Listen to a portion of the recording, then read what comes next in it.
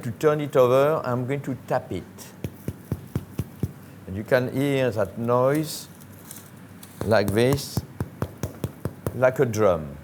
It means that your loaf, your crumb is a baked through.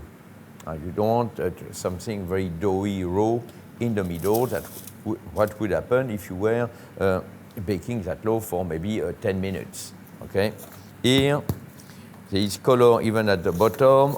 On all the outside, it's done. A beautiful little loaf to put on your table and share with friends and family. That's our product finished, cooled down. I'm going to be able now to get into it.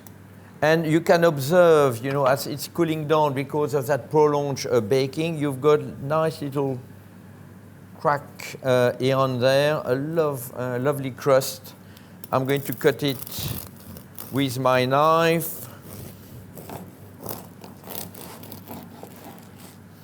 And it's a nice sort of tightish texture, but with a lovely flavor. You could increase the openness of your loaf by adding more water, so you can play with the water content in your own time. But start with our recommended recipes and stray from it.